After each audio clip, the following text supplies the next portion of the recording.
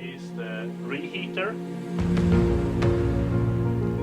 Then we have HAN, which is the condenser. And in the condenser. O processo de formação do técnico, ele é complexo, então nós temos dois cursos específicos, que é o curso de familiarização e depois o curso de mecânica geral do Gripen, que é mais específico para as determinadas áreas, né? Aviônicos, airframe e motor.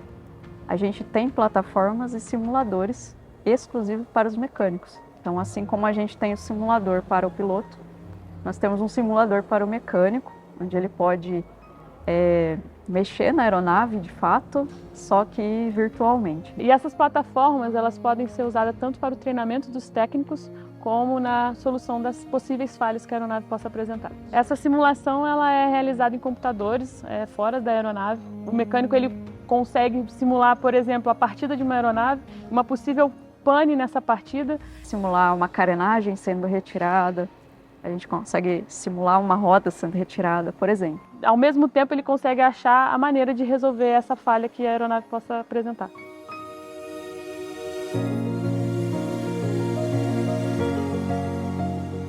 Isso ajuda muito a gente na questão do conhecimento.